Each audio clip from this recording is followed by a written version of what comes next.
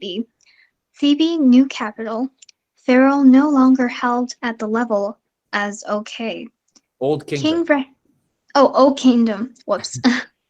King recognized threat to monarchy, so they keep middle class happy. Professional standing army. Each province within empire has troops quota. Architecture, literature, and trade flourishes in this period. Economic prosperity. Good. Yeah. So this is economically, this is a very prosperous time.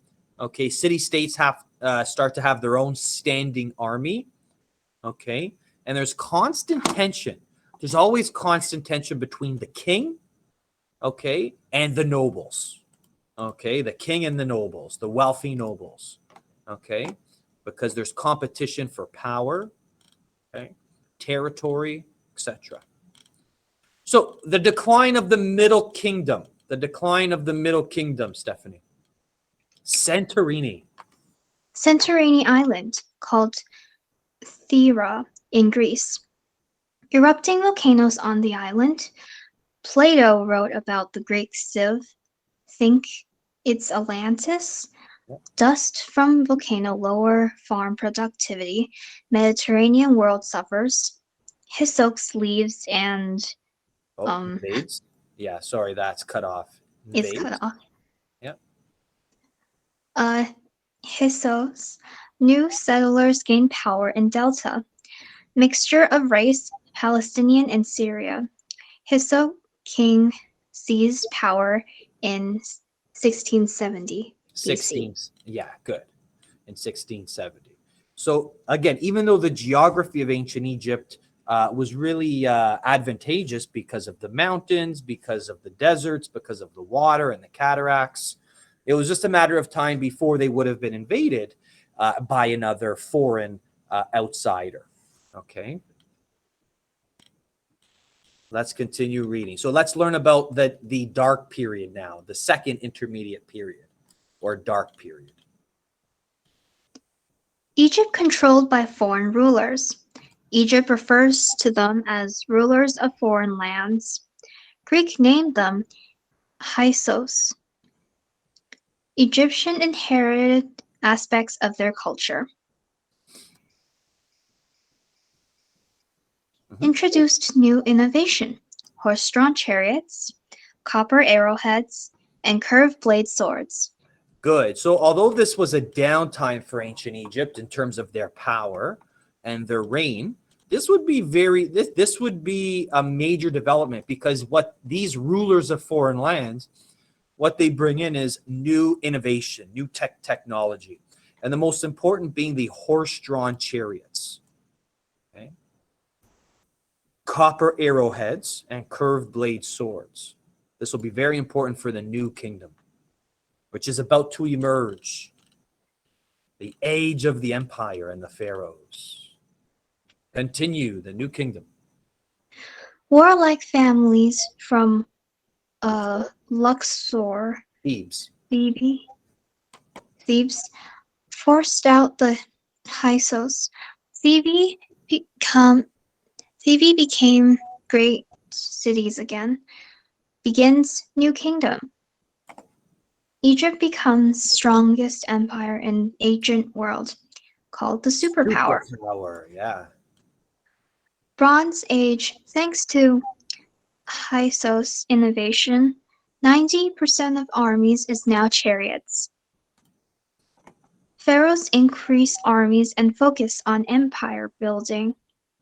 Mesopotamia, Dark Ages, Assyrian, Babylonian fear Egypt and must pay tribute to be left alone. Kings marry sisters to make sure no other royals can make a claim on the throne.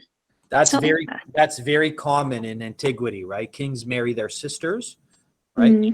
In order to maintain power. That's very, very common. Okay. Or it was very, very common. Also, as we go through these different civilizations, it's very important to look back at the dates, right? So there was a downtime. If you remember, I talked about the Dark Age in Mesopotamia. Well, this was it, right? This period, right? because this was the golden age of Egypt. So what was the golden age of Egypt was the dark age of Mesopotamia.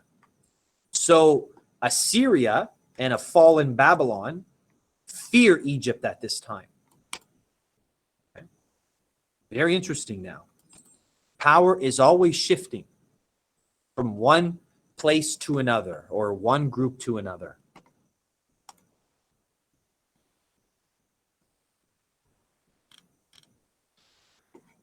Layla, are you with us?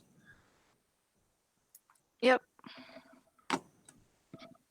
People of the New Kingdom, the first pharaohs. Okay. Amhos. Amos, 1570 to 1546 BC. Expelled Hyksos from Egypt. It pushed Nubians back. Responsible for defense and tributes. Married sister Nofertari to ensure purity of royal lines. Amenhotep Amenhotep. Yeah. Amenhotep I began expansion of the new Egyptian empire with Thutmose I. Used incoming wealth to build temples for Amon-Re. Thutmose I, not of royal blood, is son-in-law of Amenhotep I, added to Egyptian empire, began rock-cut tomb for pharaoh in Valley of Kings, and leads military force as far as Euphrates River and collected tributes. Thutmose II married his half-sister Hatshepsut. Yeah. Do your best to try to pronounce these names. Yeah, so these are the first pharaohs, right? Amos, Amenhotep, and Thutmose I. Very important in rebuilding Egypt to what it would become in this new age. Okay. And now let's look at more of the popular pharaohs that I'm sure you've all heard about. These are the popular ones. Hatshepsut, Thutmose, Akhenaten. Okay. Go ahead. Hatshepsut is the first great woman in history, one of the most outstanding. And Thutmose III is the greatest military leader of Palestine, Syria, Nubia, slaves in army, considered the Alexander of Egypt. Akhenaten, Amenhotep IV, changed Egyptian religion by declaring one god, the sun god Aton.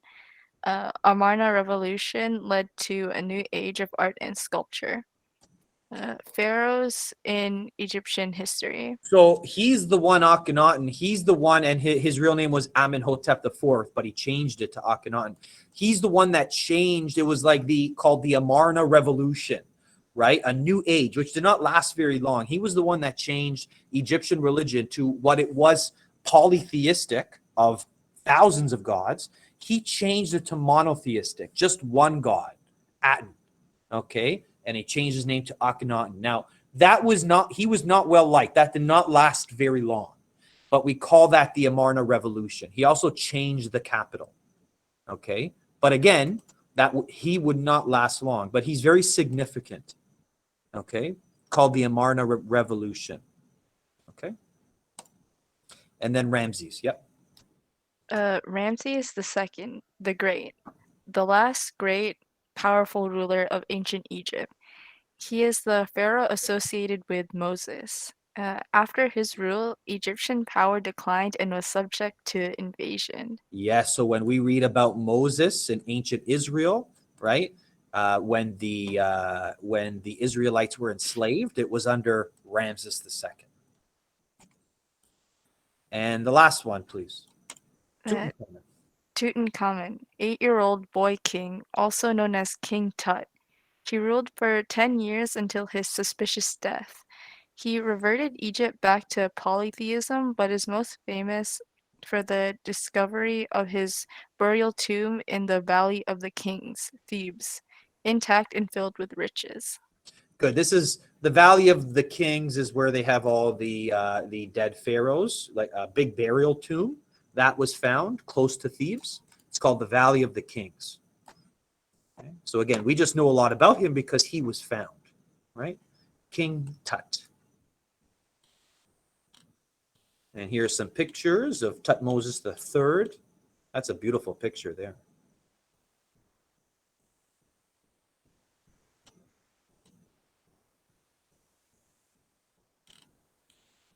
Here's Amenhotep IV, or Akhenaten, with his Amarna revolution.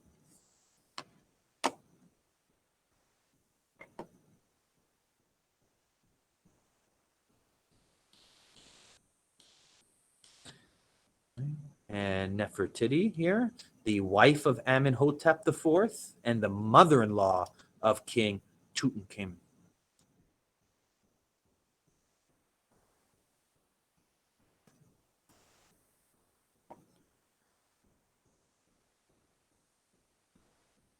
I actually have this in my classroom. So if I see you guys in class, you will see this in Portable K. It's a fake one, so it's not worth any money.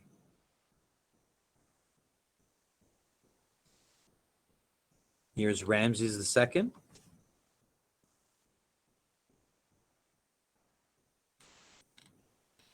King Tut.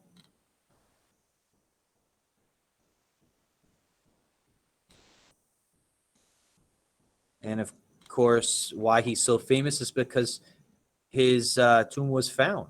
Okay, Layla, can you read Curse of King Tut's tomb?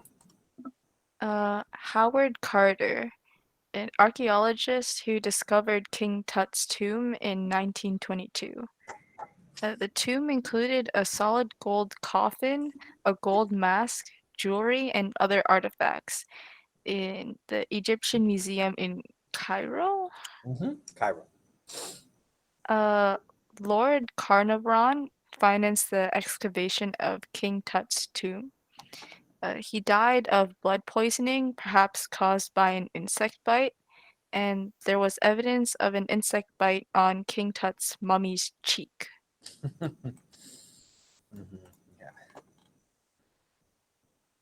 So the curse of King Tut's tomb. Keep reading. The curse. Let's learn about this curse. There was a power failure in Cairo at the time of Lord Carnarvon's death. Carnarvon's dog howled and died the same day. Curse written inside the tomb: death shall come on swift wings to him who touches the tomb of the pharaoh. It is rumored that 11 men who worked on the excavation died under mysterious circumstances. Wow. So there's a curse of King Tut's tomb. Sir, can sicknesses like stay in a tomb for thousands of years? I don't know. Like maybe he was sick and then they just opened it and like he was sick too. Maybe. Here I was talking about the entrance to King Tut's tomb in the Valley of the Kings. Sir, Yes. I'm starting to think maybe the coronavirus isn't all that suspicious. Oh, isn't all that suspicious? Is that what you're saying? Like all of the origins and stuff. Oh, Maybe it's from this. Who knows? who knows? Sorry, what happened here? Let me go back.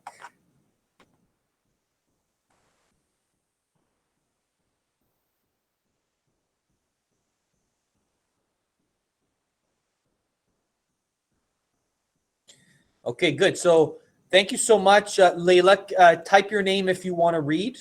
Type your name if you want to read here. So late dynastic period. This is the third dark period for ancient Egypt. This is going to be the end, the last roughly 700 years, as it's a very slow decline of ancient Egypt. Who would like to read?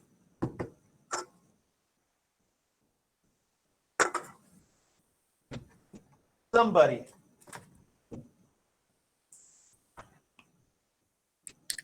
Anybody.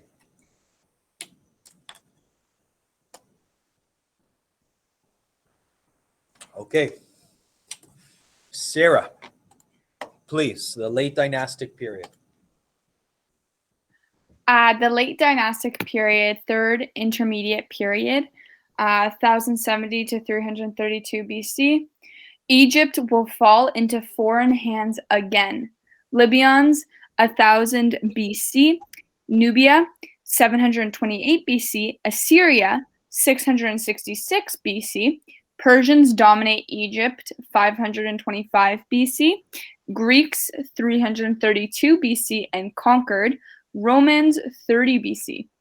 Good. So look at all this. Look at this very slow decline of ancient Egypt. It didn't come all at once.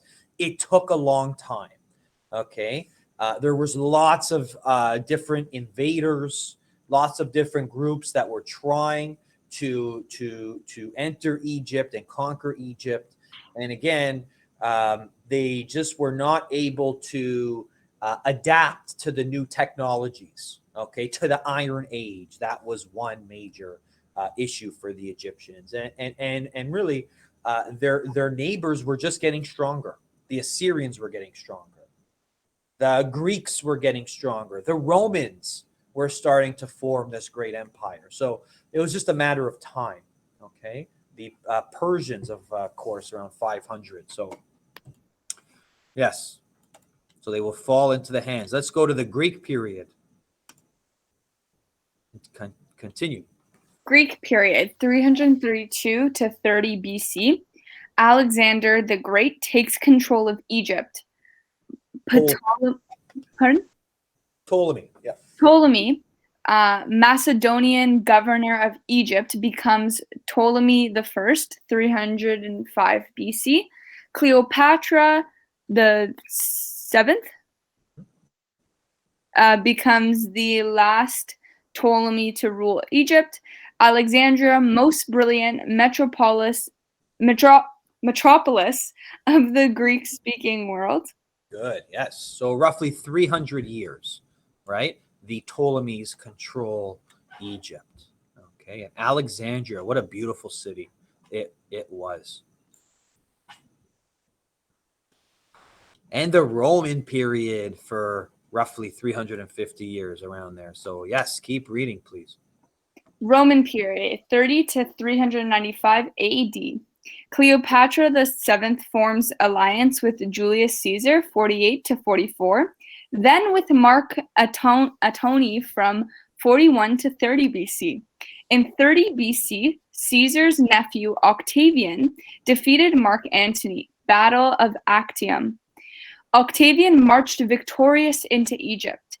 Cleopatra and Mark Antony commit suicide in 30 BC. Reign of Ptolemy is over. Egypt becomes a province of Roma. Yeah. So again, this is you don't need to know this now, but we're gonna get there. Okay. So Roman period, that's later, and Greek period is later as well. But just a short overview of what kind of happens here with Cleopatra, Mark Antony, and Octavian. So lots going on here towards the end of the Egyptian period here.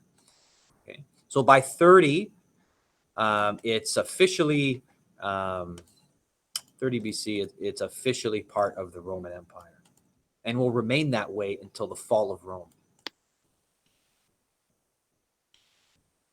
Okay, so let's take a look at Ramses II. Again, this was the pharaoh that was around during the Israelites being enslaved in the time of Moses. He was buried in the Valley of the Kings. Great monuments at a city called Abu Simbel.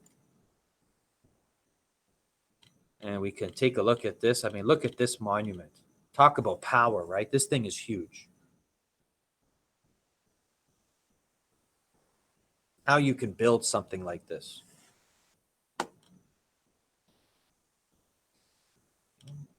Here's the temple of Ramses and his wife, Nefertari.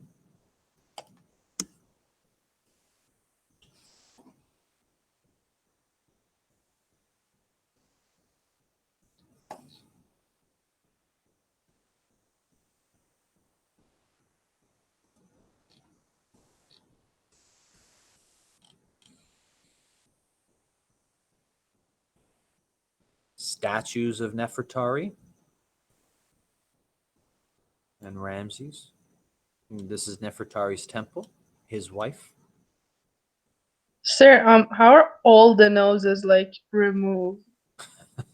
Like none of them have noses. I know it could be weathering, could be wind. Valley of the Kings. Okay, so roughly from 16th to the 11th century, for roughly 500 years, tombs were constructed for the pharaohs here in the Valley of Kings, in the New Kingdom.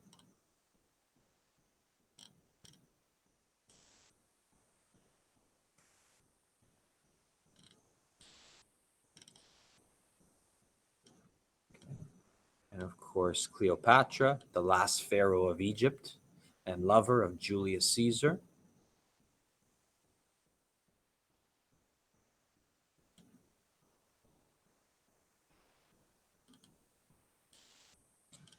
And then the rest of the slide goes on to talk more about religion, which I talked about, and writing, okay, which we've already discussed.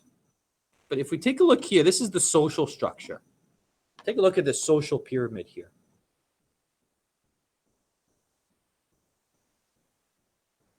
Every civilization has a social period. It's very important to understand it, okay? How power is formed, right? And the different ranking.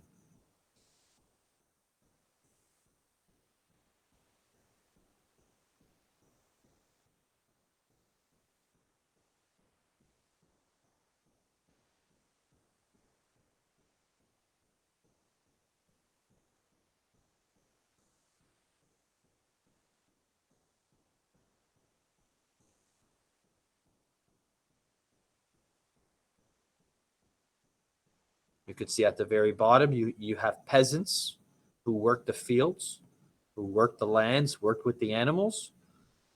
And of course, you have the slaves, often brought in from conquering territory, or it could be criminals as well. So these are the bottom two, peasants and slaves. And of course, at the top, you have the ruler, the pharaoh, and his officials.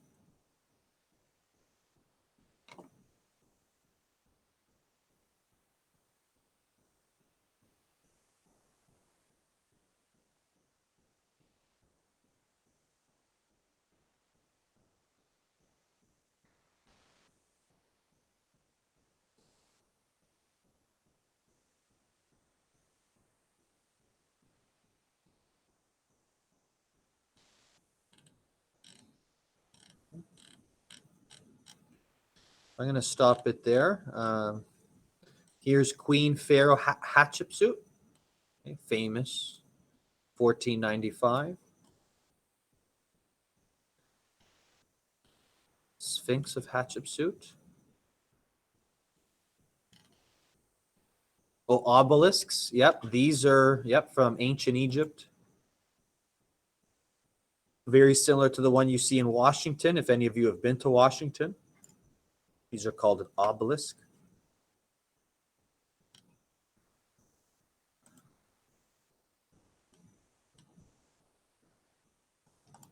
Okay. Questions for me? Thank you to my readers. Thank you so much. That's a lot of information there.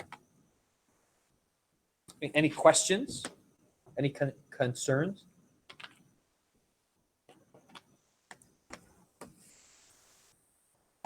Sir, how long is this unit? We're going to be done by Friday. I want to be done. it's Egypt. Yeah. Pretty fast then. Yeah, Egypt is going to be quick because we have lots to get through in Greece and Rome, right? So those are going to be the big ones. Yeah. All right, thanks, sir. Yeah. Okay. I'm not going to give you a test for ancient Egypt. I'm just going to give you a written assignment for ancient Egypt. So yeah, there's not going to be a test for ancient Egypt. Maybe a quiz. We'll see. We'll see.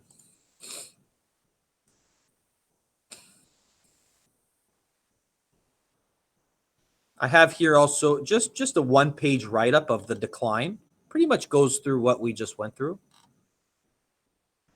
I've also included more on the pharaohs, some more information on Hatshepsut and Tutmosis III, and Akhenaten and Ramses. So you're going to use this for your homework when I get to it soon. Okay, just some more information. And let's watch this. 5 ancient Egyptian pharaohs that we're going to learn about.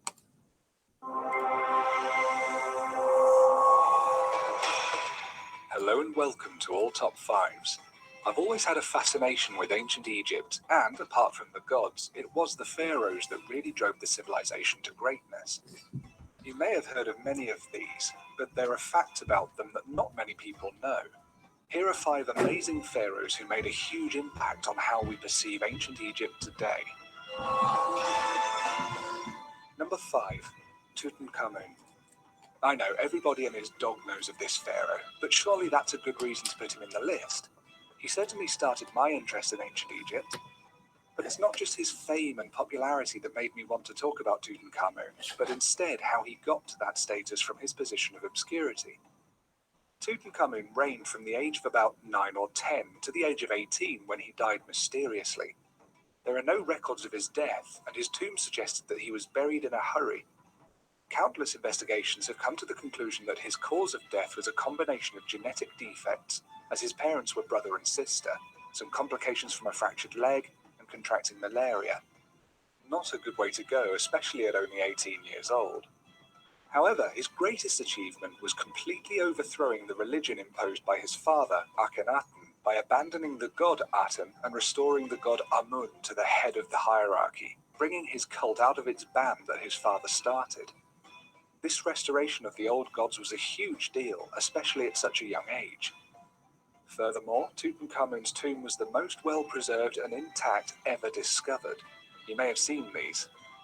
5,398 items were found in his tomb, and his mummified body remained in good condition inside a solid gold coffin. Somehow the tomb's location was forgotten, and Tutankhamun's name was missing on future records, and workers' huts were built over the top of it, leaving it lost but safe for over 3,000 years.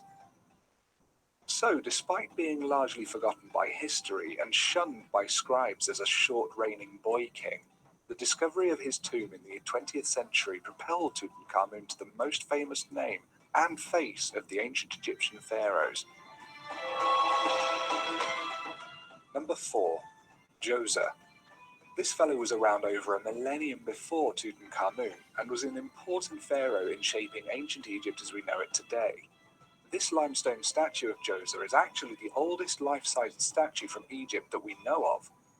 Djoser ordered military expeditions into distant Sinai as a method of controlling the people there, a political stronghold between Egypt and what lay further north, but also to mine turquoise and copper, which enriched the kingdom thereafter. But the most important impact that Djoser had had was his architectural achievements, namely that he ordered the construction of the first pyramid. Named the Pyramid of Djoser, it still stands in Saqqara and consists of 6 stone mastabas built on top of each other. It's important because it's thought to be the first Egyptian monument built of stone instead of mud brick, which was a lot easier to transport and to build with, and it was the first true pyramid. So basically, Djoser invented the pyramid, the iconic structure that everyone knows about today. Except he did have help, and that help came from his vizier, the head of the royal shipyard and the overseer of all stoneworks, the legendary architect Imhotep. Working with Djoser, this high priest supervised some of the most remarkable breakthroughs in construction in ancient Egypt, and was recognized for it at the time too. Imhotep was important and celebrated enough that his name appeared on statues and scrolls throughout the period. Even so, Djoser's input was massive in quite literally shaping aspects of ancient Egypt that we all know today. Number 3, Cleopatra. She is one of the most celebrated pharaohs of them all, being portrayed in literature, theatre, and film even to this day. Cleopatra was very different from her predecessors for a lot of different reasons, and came from a totally alien background. Cleopatra was actually Macedonian Greek, from a family called the Ptolemies, who refused to speak Egyptian and had ruled Egypt for over 250 years until that point. However, Cleopatra embraced the culture in many ways and learned Egyptian, as well as representing herself as the reincarnation of Isis, a highly revered goddess. She had aligned herself politically with Julius Caesar, and after his assassination, she bore children to Mark Antony.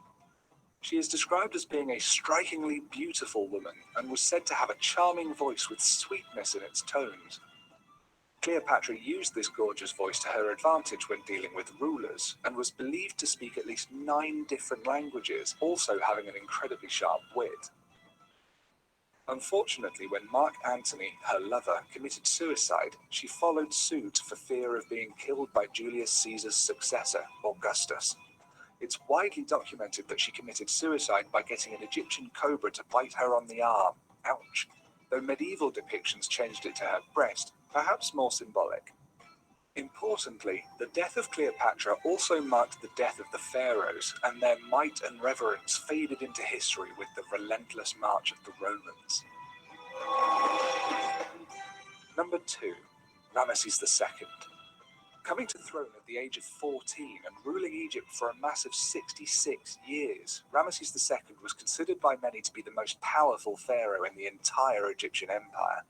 This was down to his extensive monument building and numerous military campaigns, leading Egypt to victory over its most sworn enemies. He even moved the Egyptian capital from Thebes, where it had been for ages before him. Incredibly, Ramesses II lived to be about 90 years old, a great age for the time, even these days in fact, and eventually died, perhaps from a serious dental infection that Egyptologists discovered when examining his mummy. He fathered dozens and dozens of children and left behind great statues of himself throughout the country, along with an enormous tomb in the Valley of the Kings to house himself and his children after death. Although Ramesses II was a prolific builder, transforming temples, constructing large monuments, and putting his image into statues, he made even more of a name for himself in this field by being terribly sneaky and devious. He had his royal name stamp, known as a cartouche, carved into buildings that he didn't even construct, so his signature is everywhere. Even more devious was Ramesses ordering certain other cartouches to be erased and replaced with his own, usurping these monuments forever in the eyes of the people. A great, if slightly tricky, pharaoh then, Ramesses II. Number 1. Nitocris. I'll finish with one of the most controversial pharaohs in history, regarded by many to have been only a temporary queen, and by others never to have existed at all. Nitocris is often mentioned in more contemporary fiction, such as a couple of H.P. Lovecraft tales where she's depicted in passing as an evil queen ruling over ghouls and vile creatures far away from the light of day. The only real historical chronicle that we have that mentions her by name is Histories by Herodotus, a Greek historian, and also some texts by Manetho, an Egyptian priest. Whether these accounts are true or not, they're grisly and somewhat fascinating. Nitocris was said to have had a brother who had been murdered by some of his enemies, and she had inherited the throne afterwards.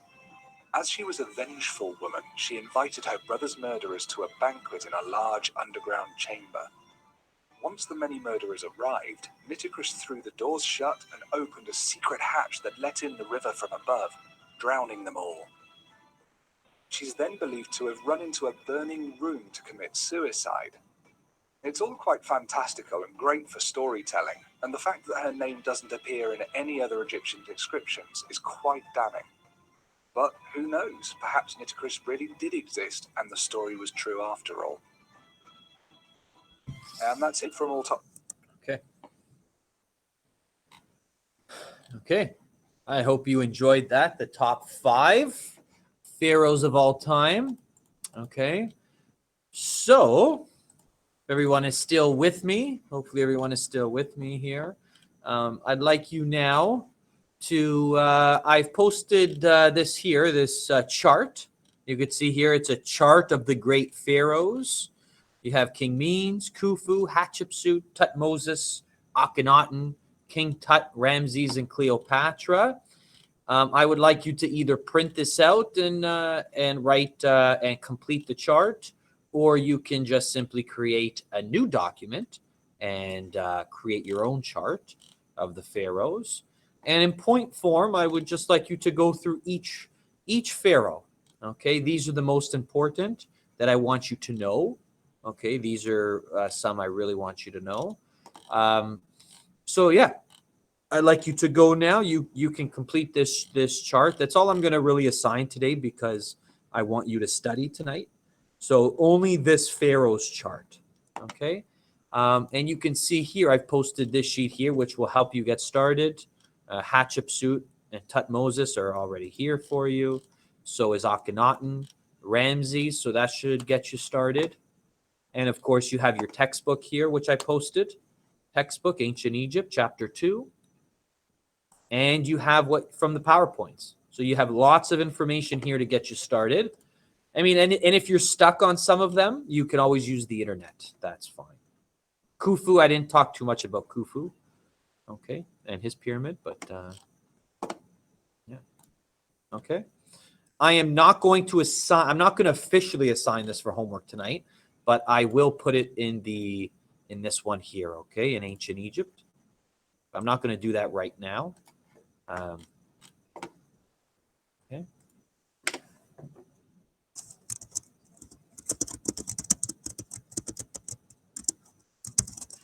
Okay. So this is what I want you to do now. You are going to complete the Egyptian pharaoh's chart. This one. Okay. Only these ones. These pharaohs. I have information here. Reading, PowerPoint, and internet. Okay. Only the first page, yes. Only the chart of the pharaohs. So one, pharaoh's chart. Yeah, okay.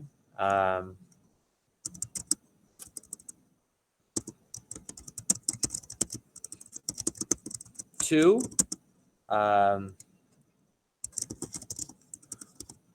study for test.